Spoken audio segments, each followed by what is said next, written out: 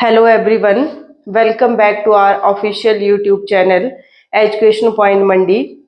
आज हम लोग इंग्लिश ग्रामर का इम्पॉर्टेंट टॉपिक करने जा रहे हैं जो आपके पास रहेगा फिल इन द ब्लैंक्स में। हम लोगों ने प्रीवियस वीडियोस उसमें करी थी जिसमें आपने वन वर्ड्स किए थे एंड इडियम फ्रेजेस करे थे।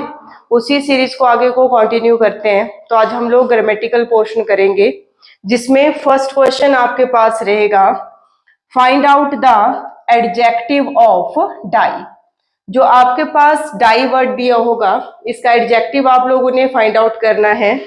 एडजेक्टिव जैसे कि आप लोगों को पता है कि जो एडजेक्टिव हमारे पास होता है, तो एडजेक्टिव्स आपके पास ऐसे वर्ड्स होते हैं जितने भी हमारे पास क्वालिफाइंग वर्ड्स रहते हैं या जितने भी डिस्क्राइबिंग वर्ड्स रहते हैं, मतलब जो किसी चीज की क्वालिटी को बताने का काम करते हैं, वो आपके पास आते हैं एडजेक्टिव में।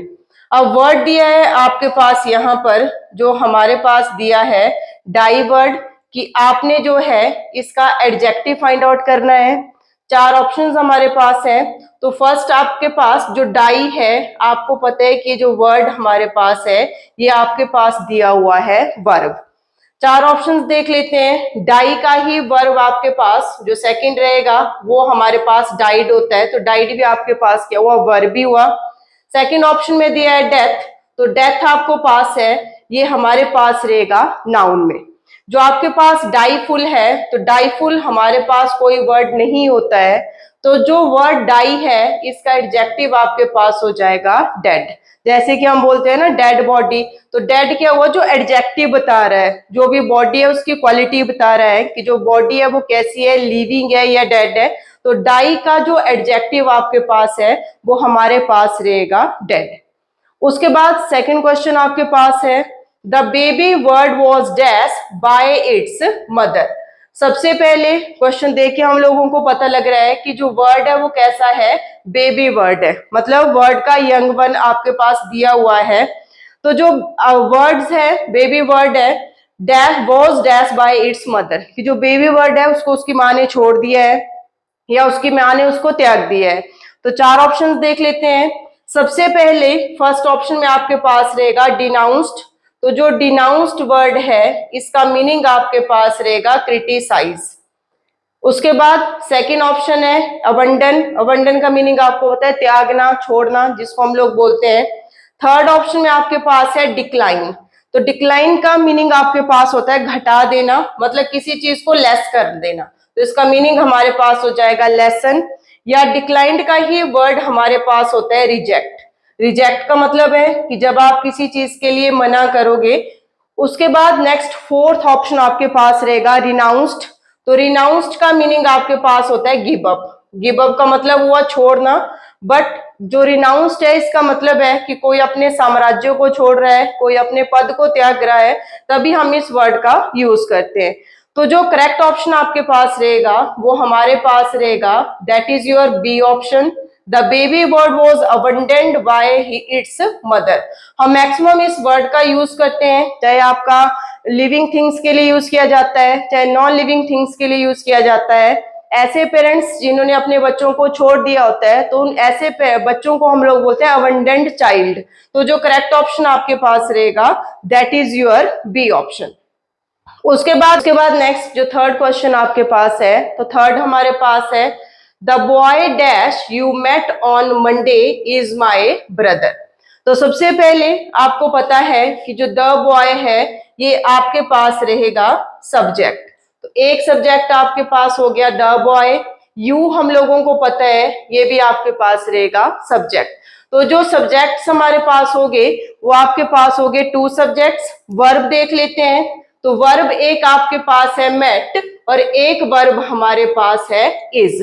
तो यहाँ पर जो नंबर ऑफ सब्जेक्ट्स है वो आपके पास है two, and number of verb जो आपके पास है वो हमारे पास रहेगी टू। तो जब आपके पास जो सब्जेक्ट होता है और जो वर्ब होती है दोनों इक्वल होते हैं, तो इन दोनों के लिए हम लोग यूज करते हैं जो आपके पास दिया होता है होम वर्ड। तो जो करेक्ट ऑप्शन आपके पास रहेगा वो आपके पास रहेगा whom. The boy whom you met on Monday is my brother. अब सपोज कीजिए कि अगर आपके पास जो वर्ब होगा उसके आपके पास क्वांटिटी रहेगी 3, मतलब नंबर ऑफ वर्ब्स हमारे पास रहेगा 3, बट जो नंबर ऑफ सब्जेक्ट्स अगर आपके पास हुआ 2, मतलब सब्जेक्ट्स आपके पास अगर 2 हैं एंड वर्ब आपके पास जो है वो 3 है, तो एक सब्जेक्ट यहां पर आपको ऐड करना पड़ेगा। तो इन दोनों के लिए हम लोग जो यूज करते हैं वो आपके पास रहता है हु। जहां पर आपके पास वर्ब 3 होगी एंड सब्जेक्ट्स 2 होंगे, तो दोनों को कनेक्ट करने के लिए जो लगेगा वो आपके पास हु लगेगा। और जब दोनों इक्वल होते हैं कि number of subjects and number of verbs is equal, then we use whom. उसके बाद हुज जो आपके पास है, तो हुज आपको पता ही हमेशा हमारे पास नाउन के साथ में यूज किया जाता है। जैसे हम बोलते हैं हुज फादर, पोजेशन बताता है, हुज मदर, वहां पर यूज करते हैं। जो विच आपके पास है, तो जब आपका ये जो सब्जेक्ट होगा ये नॉन लिविंग होगा। नॉन लिविंग में जैसे कार हो गया, बस हो गया, कोई पेन हो गया, अगर ये आपका सब्जेक्ट होता है तो वहां पर हम लोग यूज करते हैं बीच का। फिलहाल यहाँ पर सब्जेक्ट आपका लिविंग बीइंग है और 2 सब्जेक्ट हैं, 2 वर्ब है, तो जो राइट ऑप्शन आपके पास रहेगा that is your A option, जो हमारे पास है होम। नेक्स्ट आपके पास है find out the verb form of strongly. अब जो वर्ड आपके पास स्ट्रांगली दिया हुआ है उसके आपने वर्ब आइडेंटिफाई करनी है। सबसे पहले आपको पता है कि इसके लास्ट में ly लगा हुआ है, तो स्ट्रांगली जो आपके पास रहेगा ये हमारे पास होता है एडवर्ब। एडवर्ब जो होता है वो वर्ब के मीनिंग में कुछ ऐड करता है, एंड जो एडवर्ब है तो उसकी पहचान होती है कि इसके लास्ट में आपके पास ly लगा होता है। तो यहाँ पर ly हमारे पास लगा हुआ है, तो एडवर्ब हुआ ये। उसके बाद जो आपके पास वर्ड दिया है स्ट्रॉन्ग, तो स्ट्रॉन्ग आपको पता है ये वर्ब है। जो स्ट्रॉन्ग हमारे पास रहेगा ये आपके पास हो जाएगा वर्ब, एंड इसी वर्ड का जो नाउन आपके पास है तो नाउन हमारे पास हो जाएगा स्ट्रेंथ। तो यहां पर ऑप्शन देख लेते हैं। स्ट्रॉन्ग आपको पता है ये आपके पास हुआ वर्ब, स्ट्रेंथ हमारे पास हुआ नाउन, स्ट्रेंथनेस आपके पास वर्ड नहीं होता है, तो स्ट्रॉन्ग की जो करेक्ट फॉर्म ऑफ वर्ब रहेगी दैट इज स्ट्रेंथन, जो आपका सी ऑप्शन है। तो इसका करेक्ट ऑप्शन आपके पास रहेगा ऑप्शन नंबर सी, जो आपके पास करेक्ट रहेगा। बाकी 4 ऑप्शन में फर्स्ट वाला वर्ब, सेकंड नाउन और स्ट्रेंथनेस जो है वो आपके पास कोई वर्ड जो है हमारे पास नहीं होता है। उसके बाद नेक्स्ट क्वेश्चन देखते हैं। नेक्स्ट क्वेश्चन आपके पास है dash common sense can bring you success. तो सबसे पहले यहां पर आपके पास दिया हुआ है कॉमन सेंस। कॉमन सेंस आपको पता है अनकाउंटेबल नाउन है। तो जहां पर अनकाउंटेबल नाउन होता है, जिन चीजों को हम लोग काउंट नहीं करते हैं, वहां पर आपके पास लिटिल वाले ऑप्शन दिए जाते हैं। तो फर्स्ट जो डी ऑप्शन आपके पास है ये एलिमिनेट हो जाएगा, क्योंकि जो फ्यू होता है, अ फ्यू होता है और द फ्यू होता है, वो हमारे पास यूज किए जाते हैं काउंटेबल नाउन के साथ में। ऑप्शन देख लेते हैं, जो बाकी आपके पास 3 बचेंगे।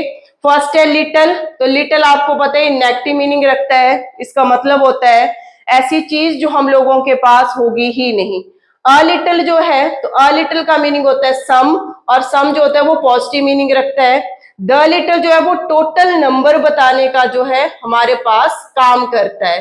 तो यहां पर आपके पास dash common sense can bring you success, तो थोड़ी सी जो कॉमन सेंस होगी वो आपको सक्सेस दिला सकती है।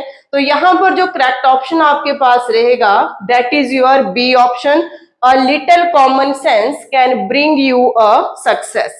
नेक्स्ट एंड लास्ट क्वेश्चन देखते हैं। It's high time you dash home now. तो सबसे पहले यहां पर इट्स हाई टाइम दिया हुआ है, अनरियल सिचुएशन हमारे पास यहां पर दी हुई है। तो अनरियल के लिए आपको पता है हमेशा ही हम लोग यूज करते हैं वर्ब की सेकंड फॉर्म का। तो यहां पर जो करेक्ट ऑप्शन रहेगा that is your C option. तो आज के लिए इस वीडियो में इतना ही काफी है।